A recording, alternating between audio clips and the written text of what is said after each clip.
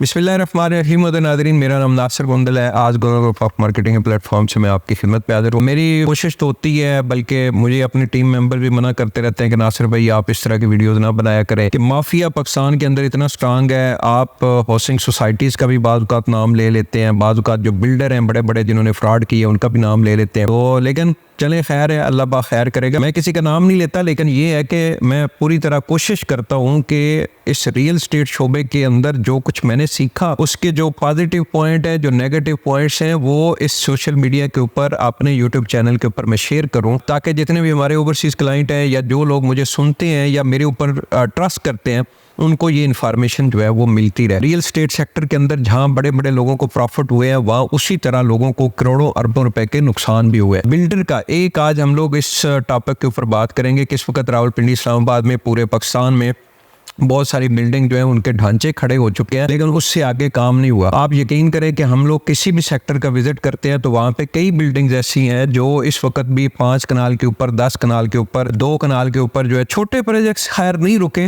लोगों ने अपने डिलीवर किए। ये जो बड़ी बिल्डिंग लोग बना रहे थे, जिन्होंने बड़े बड़े नारे मारे हुए थे, उनकी बिल्डिंग जो इस वक्त स्टॉप है, मालक जो है भाग चुके हैं और फ्रॉड हो चुका है।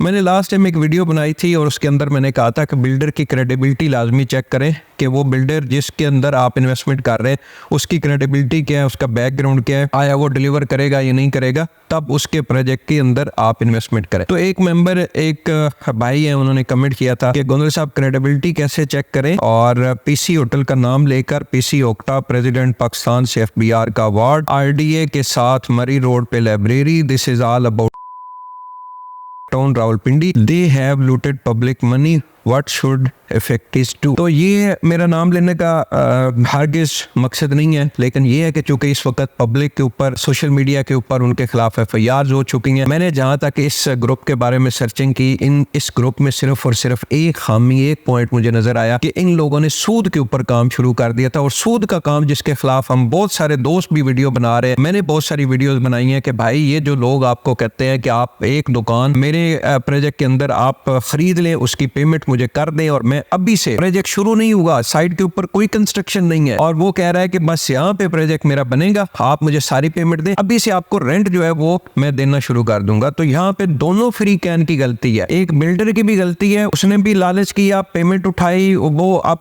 वल्लाहु आलम के वो भागना चाह रहा था, उसने पेमेंट उठाई, या उससे ये सूद वाली गलती होगी। दोनों जो ऑप्शन है ये वहाँ पे मौजूद है। और फिर जिन लोगों ने ये पता होते हुए भी सूद का काम किया, आजकल तो बड़े वो कुछ मुफ्ती साहब भी हैं, वो भी सूद के वाले से यार दूसरे तीसरे दिन उनका भी कोई ना कोई क्लिप आ जाता है कि ये फलां बैंक वाले जो है वो सूद नहीं है, फलां बैंक वालों का सूद बनता है, फलां ऑप्शन में अगर आप पैसे किसी से इस तरह लेते हैं तो वो सूद है, फलां नहीं है।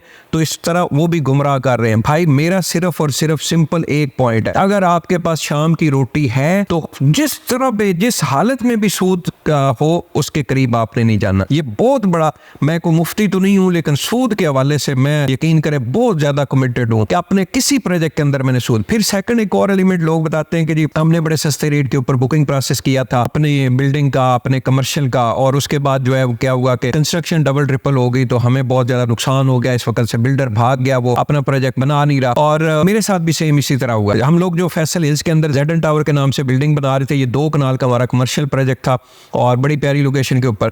इसका प्लॉट में रिजनेबल उस वक्त मिल गया था, और हमने बड़े रिजनेबल 7,000-8,000 रुपए पर स्क्वायर फीट के हिसाब से हमने अपार्टमेंट बेच दिए। कुछ अपार्टमेंट सेल हो गए, उसके साथ ही क्या हुआ कि कंस्ट्रक्शन कास्ट जो है वो डबल हो गई। मतलब जहां कंस्ट्रक्शन कास्ट पहले 5,000 थी, वो बढ़ के 8,000-9,000 रुपए पे चली गई। तो जिस रेट के ऊपर मैंने सेल किया, उस रेट से कंस्ट्रक्शन कास्ट ही मेरी ऊपर हो गई। लेकिन भाई ये जो बच्चों वाली ये बातें करते हैं ना कि नुकसान हो गया, कोई नुकसान नहीं होता बिल्डर को, ये फजूल बातें हैं। बिल्डर को हाँ ये होता है कि जो उसने इतना हैवी मार्जिन या प्रॉफिट वो रख रहा था, वो उसका खत्म हो गया, या उसमें से कुछ प्रॉफिट उसका खत्म हो गया, कुछ प्रॉफिट फिर भी उसको आ रहा है। लेकिन मैंने उसकी क्या कैलकुलेशन निकाली, भाई कुछ एरिया जो मैंने सेल किया था सस्ते रेट के ऊपर, वो सस्ते रेट के ऊपर, कुछ जो मेरे पास बच गया था वो अभी मैं रीजनेबल रेट के ऊपर सेल कर रहा हूँ, और वो नुकसान, वो प्रॉफिट मैं अल्हम्दुलिल्लाह मैनेज करके। जिन लोगों ने भी जेडन टावर के अंदर इन्वेस्टमेंट की हुई है, साइट पे जाएं भाई, वहाँ पे रोजाना के हिसाब से मेरा काम चल रहा है। ये अभी जो लेटेस्ट वीडियो क्लिप है, ये आज के मैंने लगाए, आप सेम यही बंदे वहाँ पे प्लस्तर का काम कर रहे हैं,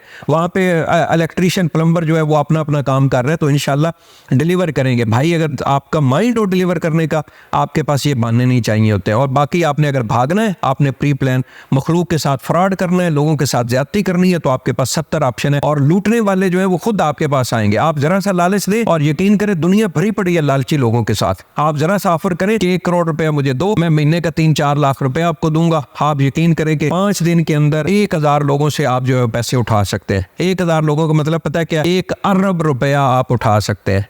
तो भाई ये बड़ा आसान तरीका है। अगर आपको अल्लाह का खौफ नहीं है, आपको क़यामत का मरने का खौफ नहीं है, भाई इस तरह के काम करो, चीज़ें करो। और बाकी ये है कि बिल्डर अगर 3 बिल्डिंग बनाता है, किसी में अच्छा प्रॉफिट हुआ, किसी में माड़ा प्रॉफिट हुआ, ये साथ साथ चीज़ें चलती रहती है। तो मोस्ट वेलकम। ये वीडियो मेरी बातें करने का मकसद सिर्फ यही है कि भाई मैं ये नहीं कहता कि मैं बहुत अच्छा हूँ और बाकी सब गलत हैं। भाई बहुत अच्छे अच्छे बिल्डर रावलपिंडी इस्लामाबाद के अंदर काम कर रहे हैं। और इसी तरह मैं ये मरी गया था कुछ दिन पहले, आप यकीन करें वहाँ पे भी मैंने बहुत सारी बिल्डिंग देखी हैं कि जो इस वक्त ढांचे बने हुए हैं लेकिन उसके बाद काम नहीं हुआ। अब उन बिल्डर्स ने भी ये प्रॉपर्टी किस्तों के ऊपर सेल की हुई है लेकिन काम नहीं साइड के ऊपर कर रहे। तो भाई ये चीजें हर इलाके के अंदर मौजूद है। तो मोस्ट वेलकम जी, इस यूट्यूब चैनल के साथ जुड़े रहे। मेरी इन्फॉर्मेशन जो चीजें आती हैं वो यहाँ पे मैं वीडियो की शक्ल में शेयर करता हूँ। बहुत बहुत शुक्रिया।